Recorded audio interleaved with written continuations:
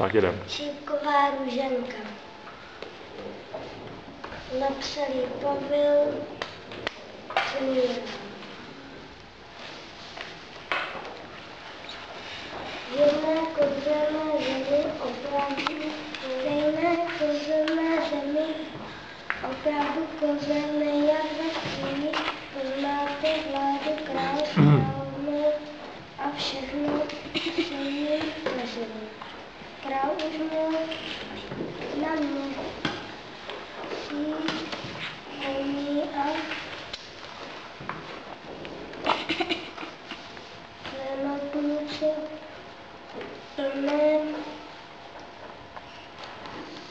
šperků a 3 královné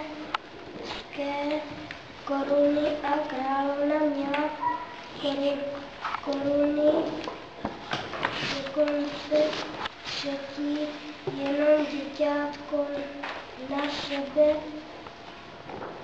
nechalo druhé čekat.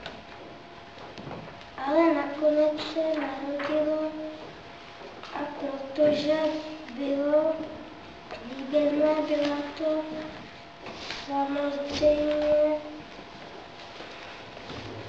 dceručka. Dali jí jméno